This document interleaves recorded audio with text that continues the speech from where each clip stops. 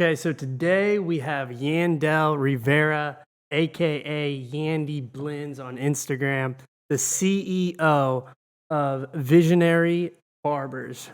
And you might be thinking, as a young high school student or a college student or a young athlete, how is a CEO of a barbershop relevant, and how does that benefit me in my life? And what I will tell you is a lot of the things that I've learned, all the lessons that I've learned in life have been through learning from others. So, Yandy, can you tell us a little bit of context about who you are, where you're from, and how you got started into entrepreneurship? Yes, of course.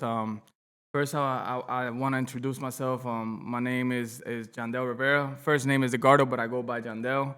Everybody knows me as Yandy Blends on the Instagram world and all that. I was born in Santurce, Puerto Rico, but originally all from Calle, Puerto Rico, till I was about 7 years old.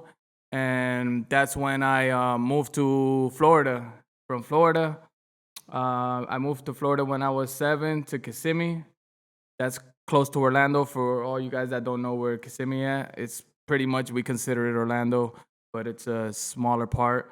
When we moved there, that's when everything started changing. I had to start adapting, learning English, and I'm very thankful for that because I was able to learn 2 languages fairly quickly.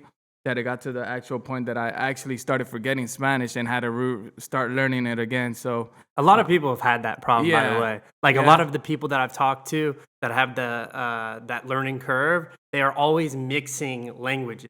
Wow. So I think that's super interesting. Yeah, definitely. I had to learn that when I got to high school. I had to learn that slang Spanish again to I felt like, man, oh, you're Puerto Rican, but you don't even know our language. Did you go slang. did you have teachers in high school that taught Spanish?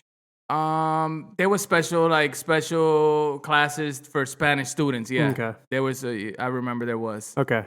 Yeah. Yeah, So, because a lot of the people that I talk to that are in the Spanish culture always say that they're not actually teaching the correct Spanish. yeah. Do you know anything about that? To be honest, I Like it's don't. more Spain Spanish? Is that? Oh, it could be. It Yeah. could be. Yeah.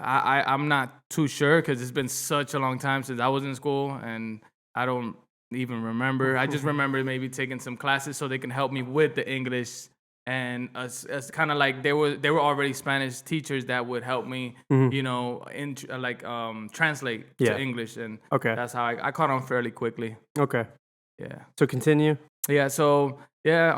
So when I turned 13 years old, that's when one day I used to have problems with finding a barber, and my mom used to always take me to hair salons. There wasn't no barbershops in my area when I started. There was only one barbershop, and that everybody knew about. It was called Hip Hop Barbershop.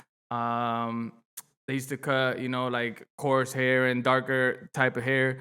But I never really got to go there because it was more a higher end barbershop or this and that. So my mom used to take me to salons, and then she would take me, and I was bring it. Let me find that. Anyway, sorry.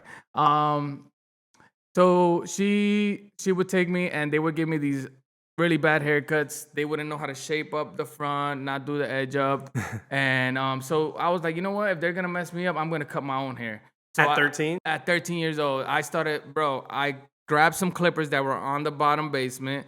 And after that, I started cutting myself up. I remember I grabbed the blade a few times. I cut myself so many times in the back because the way you can do it to somebody, but when you're using a mirror and you're shaving yourself in the back, you're going the opposite. And Yeah. till you get that mastered, Yeah, you're gonna chop yourself up in the Yeah. back. So I would come up with cuts and this and that.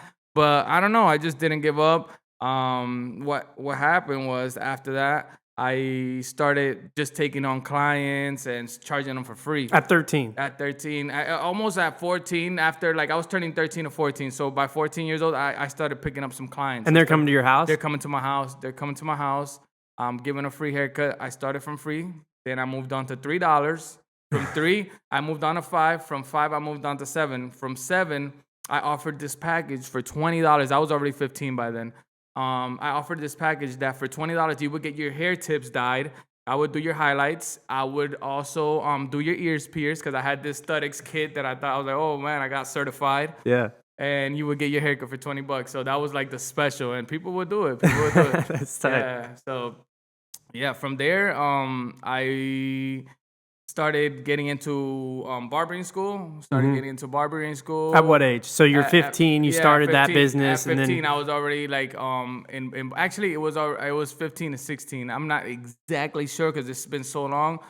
But I was in school around that time, and I actually started cutting in a barbershop when I was like 16 years old. 16 years old, I was already in a barbershop. working for somebody Working else. for somebody else. One of my friends gave me the opportunity. I already knew, how to cut hair.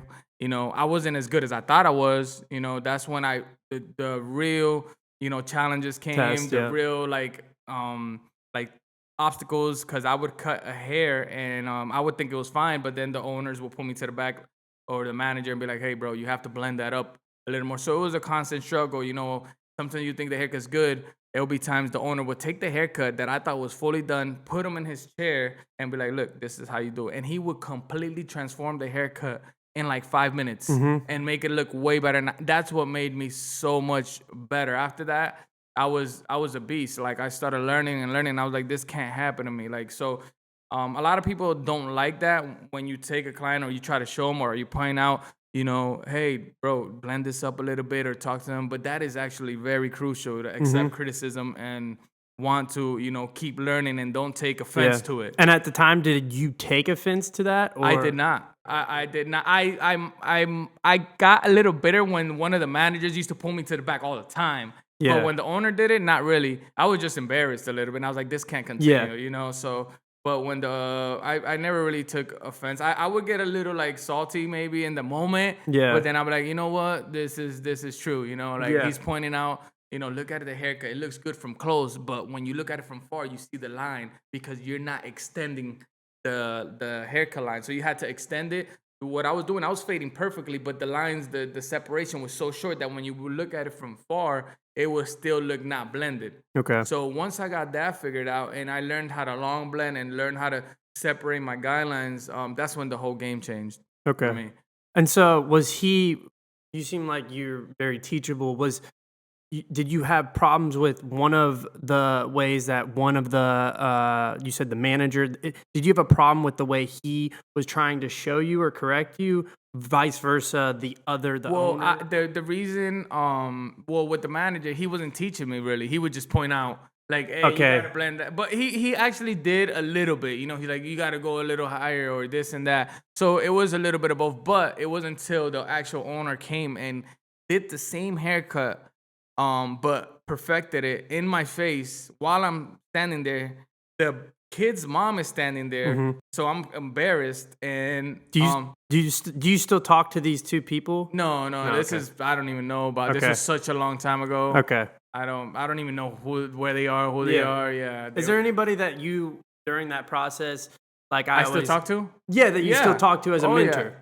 I mean, well, not as a mentor, but just somebody as like a coach that's in your industry that you look up to. Not from that time. Okay. Not from that time. I actually came like more into the mentor and growing and, more later on into the career. Okay. I was actually, once I got it, I was pretty dominant in the barbering industry. Known since I was 18 years old, I was always considered the best barber or one of the best in the shop, one of the fastest, one that made the most money. Since I was 18 and up, my career just, it took off. It took off. So when was the time that you're like, okay, I've done this long enough and working for somebody else? When was the time, and how was the mindset to you taking off on your own? Well, this is a long story, but so like it's hard because you don't want to skip, but I'll try to make it as short as possible. For sure. So when I kept cutting hair, I kept doing good. I always had that vision that I always wanted to own my barbershop. I had problems a lot of times with managers and this and that because they didn't. I don't know. They had ego problems, or maybe I did. Who knows?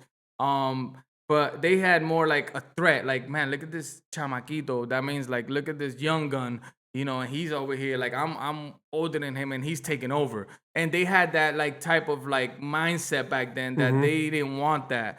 So I remember I got fired on my day off. Shout out to my brother Julio. We good friends now. He fired me on my day off. Much love. So he fired me on my day off for racing somebody else in front of the barbershop. And it was like we raced in front of the barbershop, but not in the barbershop, like down the street. Yeah. So we came back, and the cops stopped there and told us, yo, you guys can't be doing that. And that's it. They left. They didn't even get out of the car. They didn't give him no ticket. All I know, I get a call and they're like, oh, tell Yandy to come pick up his stuff. He montó un corillo. That means like he brought a crew here and heated up the shop Yeah. over some. Did whatever. you feel like they were out to get you? Like you were, it was gonna happen no matter what. They were just looking for a certain reason. I felt that. I kind of felt that. Like, hey, it was gonna happen. And so I had those kind of experiences in a lot of shops. But maybe it all served as a purpose, and it all made me better and knew that I was capable of more. So to keep the story going, anyways, I ended up in other barbershops. I was one of the type that like, I would not jump from shop to shop, but like if I would had a problem and didn't, like appreciate what I was doing or this and that, I would leave and find somewhere better. And every time I moved, it actually was for something better. Like I would get better and get better. So I had from the age 23 to age 28, I had a really down spiral. Got into really negative stuff. Because you just got let go from that job, right? Yeah, but that was after actually. That was after. But that wasn't when I got let go from the job. No, I still did good in another spot and I did well. Oh, okay. And So you found a new area. I found a new place to work. It went very well. After that, like it just I was in the barbershop game. Barbershop game back then was more aggressive. It was more not as professional. Now they didn't view us like they view us now. There was a lot of like drugs and stuff in the barbershop. Barbers use drugs, and we used to do this and that, and it was just kind of like the mindset back then. Yeah, it was like the people we surrounded ourselves with. So I ended up in hands with the wrong people doing wrong things, and ended up really hurting myself and hurting my business at that moment and losing it all. Everything I had gained, all my savings, all my money, all my cars, I was always a person that always was a hustler, and I would always want success and want till that took over me, and that ended up being my dependence, my want. I wanted to like I was putting my focus on that. And it wasn't until I got out of that world that we can leave that for another day, because that's a really long story and deep story. But it wasn't until I got out of that dark world that I didn't start developing, different skills. So once I calmed myself after a few long years, I was like 28. I started working for somebody else. For like 2 years, and he had us on commission. He had us on commission. The problem was that I would keep leaving him so much money every week, and it was like his way. I couldn't pass out business cards. I couldn't give my number to clients. I couldn't grow with him. Yeah. And he was taking a lot from me every weekly, like minimum $400 a week, which a normal rent is like $200. And that does a lot to your energy as a human. Like when you're trying to work and you're not in a growth environment, your energy is just always drained. Yeah, exactly. So what happened was like I wanted to grow, and I was like, bro, hey, can you give me 5% more, 10%? And he was like, no. He's like, I can't do that. He wanted me to raise my prices, and I did, and I would listen to him in that aspect, and I always believed in myself. I was one of the ones that charged the most always, but he didn't want to meet me halfway. So one day, I decided to open up my own studio. This is how it all started before my other two barbershops. So I saved up a little bit. I found a location. I found a studio. I put 2 chairs in it. I built it, this and that. I let them know the news. I was like 29, 30 years old, around there. I let them know the news. Hey, brother, I'm out of here. I'm giving you the 2 weeks. Did it the right way. I'm gonna, be doing this and that. I would have expected to be like, bro, much luck to you. Thank you for letting me know. No, it was the complete opposite. And I got love for the family. I know him. We're still good people.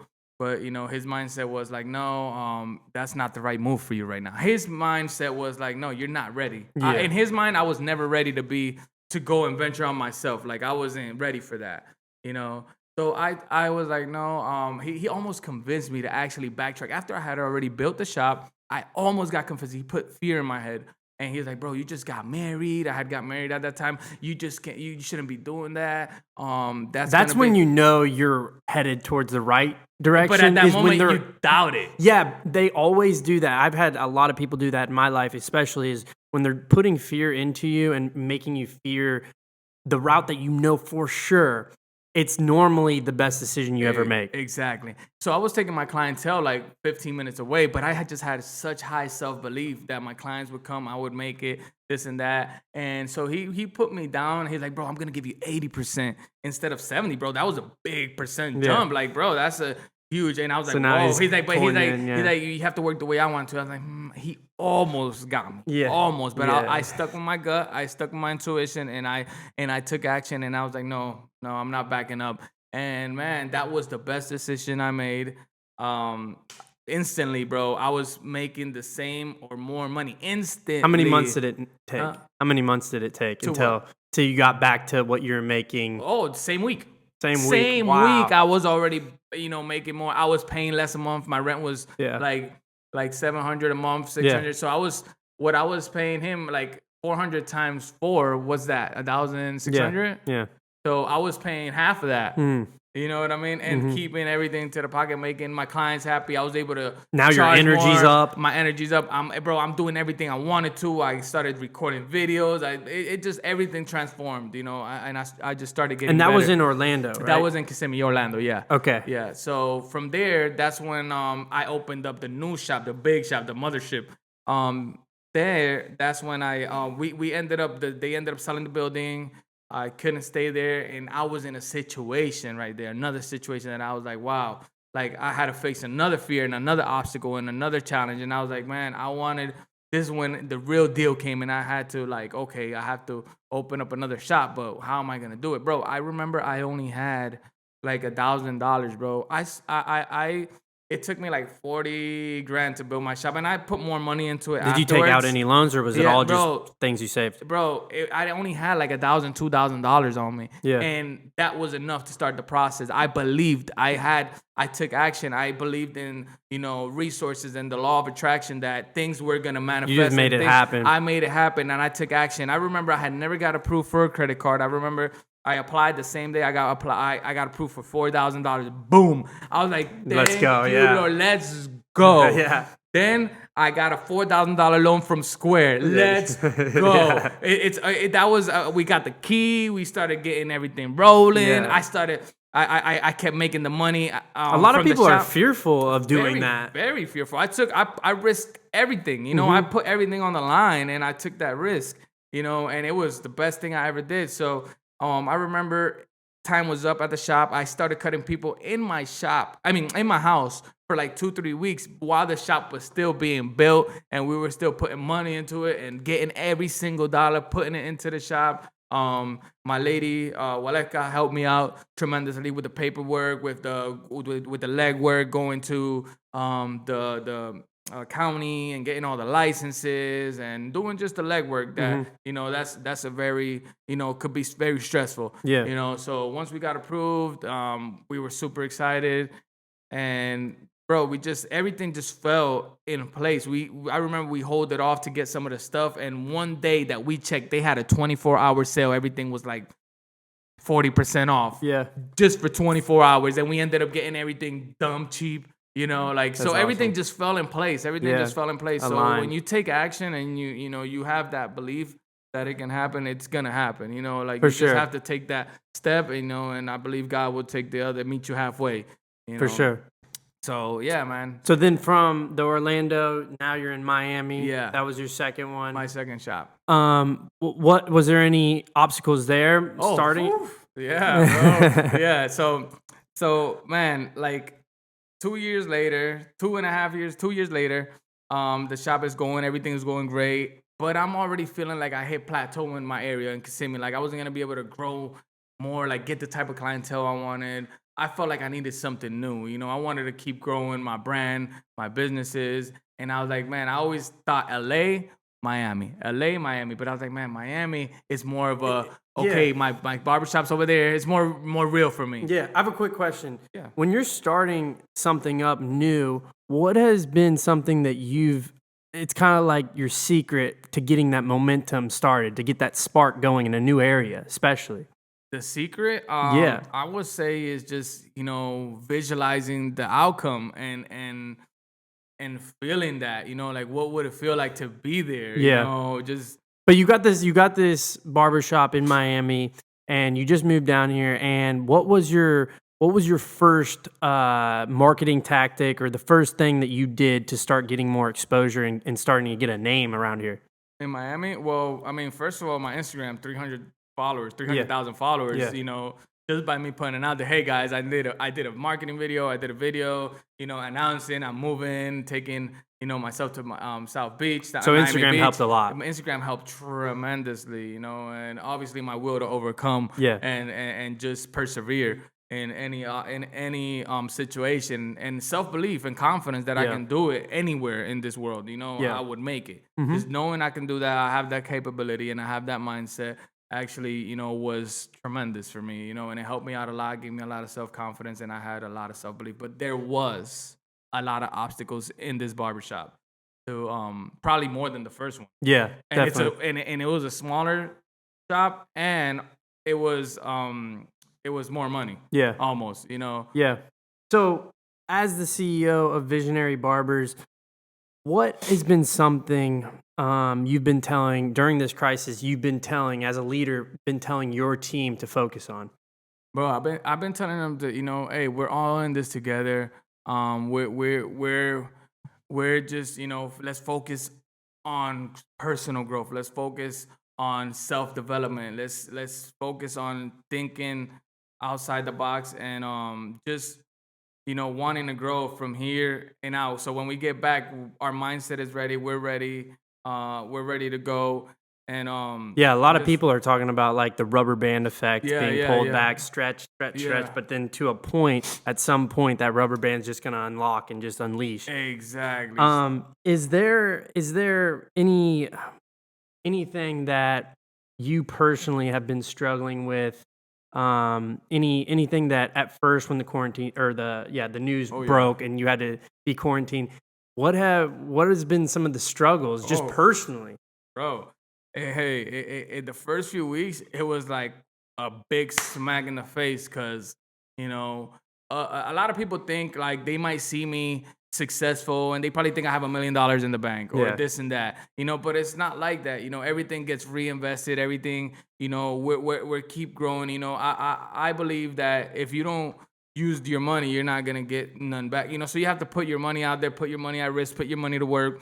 So people believe that, he has all this success, he has tremendous money in the bank, and it's not even like that. We're working towards the future, like that. So every time, I get an opportunity, I keep growing my brand, adding more stuff to it, adding more money to it, making it bigger, making it better, and all that takes money, all that takes energy, and so it was a big shock when that happened, because I was like, okay, the first 2 weeks I'm good, this and that, I'm good. We're gonna be Yeah. back in 2 weeks. Yeah, When I find out that no, we're not gonna be back in 2 weeks, that's when I was like, oh, adapt and adjust. my God, So I was just like a little. At first, I was a little, like, damn, man, where are we gonna come up with all this money? Like I lost $20K in a month. From my personal pocket alone, I make really good amount of And money. no small business loan. No small business loan. Have not got one yet, and they're saying that we can't even get one because our employees are basically self-employed because they rent the chair. Exactly. So no help, no nothing. I'm not making money myself. The shop is not making money. I got all these bills, rents. I got 4 overheads. My house here, my house in Orlando, my shop over there, and my shop here. Yep. So it's a little. It got to me. But that was, I feel like, the best thing that actually happened, because it forced me to grow my brand. Yeah. It forced me to grow Online. The only thing that I had practically coming in was my online sales And I was like, wow, now this is the chance that you've been wanting, John D. This is the chance that you've been looking for to put your focus into the brand and attack. So I did that. I started finding new ways, creative ways to get attention, to get my brand attention, to put it out there into other people's hands. And it's been great. Like I was telling you earlier, with the brand in a month grew by 240%, which, that's what I mean. Like, by when you have that self-belief that everything is gonna work out, things will work out. You just have to believe it. When you doubt it, when you fear, all that's gonna attract negativity. And, Yeah. Is there anything that you're doing specifically to help with? I know a lot of people are isolated right now, and there's just some days are just a little bit more negative than positive. And is there anything that you've done that you have maybe that you would suggest to people that is just like a little hack that you do if you start to tend and slip into the negativity? Do you read? Do you go work out? Do you get out of that environment? Do you go run? Great question, my brother. So yeah, it all starts with a morning routine, and it all starts with planning the day a day before. For me to have a successful day, whenever my day's not going right, I'm feeling fearful, I'm feeling in a negative way, I know something is up. I know something is wrong with my thoughts. I know I have to check my thoughts. I have to rearrange everything, reorganize things. So I start planning the day before for the next day, and I set down my goals. I'm like, okay, I'm gonna wake up at 7 a.m., get out of bed. My first thing is to pray, then visualize, write down my goals, or write down 10 things I'm grateful for. And by doing a gratitude list, automatically it gets me in a good mood. Like, okay, I'm grateful that For water, I am living for a food, day, for water, these things. Exactly. For all the little things that people take for granted. Yeah. And I am grateful Setting for the them. bar super low. Exactly. Even, for being able to write what I'm writing, I'll be grateful for, For health, for just health. not having the coronavirus, like 100%. just like for hands. For everything. Yeah. So people take those things for granted, and it's crazy because it's such a it's a transformation. Once you do that, It really is. It really gets you in that good. That's how, whenever I wake up, I'm just like, I'm thankful for this pillow, this bed, I have a roof. You like do? those, That's I go awesome. so basic What? when That's I'm like, awesome. just in the very, very first moments, because I know, like, starting off in the day, like, just like you were talking about, your mind does this weird thing where as soon as you wake up, it starts to put thoughts. Yep. And if you allow the negative or the anxiety or the Exactly. depression or the things that you're suffering from, if you allow them in your brain, You start the that's day- going to control your entire day. 100%. And you can't, that is the most important part of the Yes, day is yes. just your morning routine and what you're doing. So, yeah, I've literally had, I've literally had situations that I get my phone right away, or I get a text message and I hear it, and that triggers my whole day just by getting that negative message and reading it right there. You screwed up. Yep. So you try not to touch your phone for the first 30 minutes to an hour, and if you do touch it, I just touch it to put on a YouTube video. Yeah. Positive, something Yeah. positive. Here's something positive. especially with social media, with all these different platforms, I feel like the first thing you do, a lot of people do, is grab their phone in the morning and check their Instagram feed, their Facebook feed, It's an addiction. TikTok, right? Yeah. But the strategy that I kind of learned, thankfully, a couple years ago is like, dude, I can actually control what I think by not following the things that are going to feed negativity into my brain. If there's Absolutely. negative people that I'm following, I need to stop following them. Absolutely. If there's certain things that I need to stop looking at, Absolutely. I got to stop looking at it. Yes. So I filtered all that, and it really changed my entire life because I didn't have to focus on I knew I was in charge of my life, and I knew that I'm programmed based on these platforms. I'm being programmed every day on my beliefs. Absolutely. So yeah, I told that to an older individual that was he was actually in a mansion in Fort Lauderdale. He was living in the house of Oscar Mayer Wiener's house in this mansion when I was talking to him. And when I told him that mindset trick, he was just like, man, you're a machine, because it really can turn you into a machine when you're able to program your thoughts and set the tempo. Oh my God. Yeah, so that's been a big trick, but also reading and reading positive things. I think reading's important just to Very continue to grow And I mean, that's kind of how I've been dealing with some of my free time, is just like, Absolutely. even though there's times that are just like, man, when is this gonna end? And then you don't wanna go learn something, or you just want to chill out for that day. I do believe in having a day of rest. I You believe have that's to. super important. Absolutely. And I feel like, if anybody's burning themselves out, it's just like taking that one day Taking of that just day. resting and just And just live collecting in the your thoughts. moment. Just Yeah. live in that moment, and just sometimes just appreciate that peace, that Yeah. quietness, that just I think nothing, so. What would you say? We're wrapping up, but what would you say last, to sum everything up? What would you say your why is? Because I was thinking about, Great question. I was thinking about this yesterday, Great question. when I was walking on the bay, and I was like, what is my why? And my why Great changes. questions. My why changes from time to time, and I've a lot of younger kids, obviously, their why is they see all these cars and money and all these things, all these tangible things. And that used to be my why, and that was a Yeah. big motivator, but it only gets you so So far. far. Yeah. But my why turned into, I was asking myself this yesterday, and I was just like, my why personally is peace.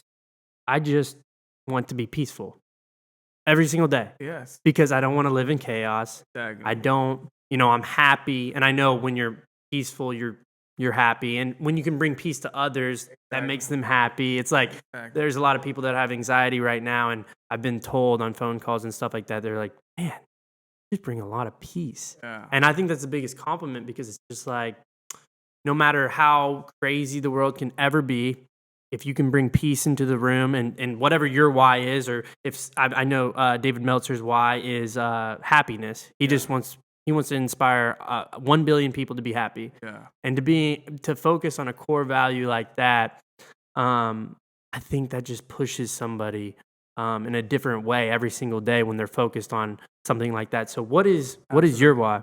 Great question, brother. So, man, that was something I struggled with for years. Like, what is really my why? Were you Like, just making up stuff at first, like everybody does? Yeah, like, oh yeah, my why, I want to have a barbershop, or I want to do this, but for what? The why do you want to do that? Why do you want this? Why do you want that? But I have discovered the potential I have to help so many people, and my why is to inspire as many people, millions of people one day in the Specifically barbering barbers, industry, or just barbering industry, and just anybody in else life? who, all my followers, Yeah. that follow me, that they're not all followers, I mean, they're not all barbers. So, I want to inspire them to be their best selves, and inspire them to, know that no matter what situation you're in, if you think positive and you visualize your future, and you take action, you can actually transform your life. Do you get to share that to your clients while you're cutting their hair? Yeah, a lot of times, That's definitely. awesome. And I love when I could have those type of talks with my clients. You know what I mean? I try to add value to everybody that I come encounter with.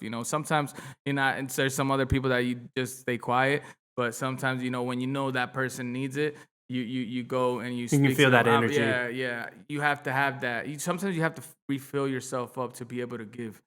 Sometimes we're so empty, or we're running on E, that if we try to give what you don't have, you're just gonna make yourself like upset or miserable, like just not in a good. So like you said, just being that's one of my main like whys. Like, I want to be at peace, in harmony, and happy. Like, That's I awesome, want yeah. to just be passionate. Everything I do, I want to do it because I love to do it. Like right now, hey, I might have had to get pushed out, because to push yourself, because sometimes you just want to be, your mindset is procrastination, you have to beat that. But once you're here, I'm loving this, Yeah. so it's all about doing things that are in harmony with your passion, and in harmony with what you do, what's your why, and how you can help others. You know what I mean? So I just want to help as many people as possible to have the available resources that I never had. We never had YouTube. We never had videos. We never had Barber speak positivity to us. None of these things, So for the younger generation, I feel like I'm going to be, a big, big part of their success, and a big part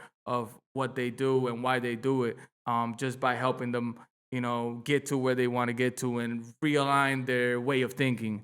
Yeah, definitely. Well, to wrap this all up, if you're in the Miami area, please see my guy Yandy Blends on Instagram, Yandell Rivera. Yandy, do you have anything you want to say? Any promotions? Any things you got going on online? Or Awesome. Yeah, man. I appreciate that. Yeah. So right now, you guys could, this is my brand right here, as you guys know, visionarybarbers.com. We have all barbering products. We are passionate in the barbering products and stylist products and all that. So we like to give you guys products that you guys are gonna love using, like gold. We specialize in a lot of like gold tools that when Very your cool, clients, yeah. when your clients see those and they feel those, they're like, wow, this guy is upscale. His station looks upscale. So we like setting up people's station that when they buy our product, their station looks very clean, very professional, and very nice. So we got a little bit of everything. We got razors, we got a bunch of like tools, shears, scissors, homes, just a lot and of that things. magnetic board, Yeah, right? and the magnetic board is one of my main things where you put your clippers and they stick up and are magnetized. So Is there any special promos? 20% off, 30% off, anything? yeah, well, right now we had a 25% off. The sale just finished, but just DM me, and I'll give you a special promo code so you can use if you guys are interested. And I'll help you out as much as I can. All right. Well, Yandy, thanks for Hey, coming, bro. No problem, brother. God bless. Thank you for having me, brother. Thank you.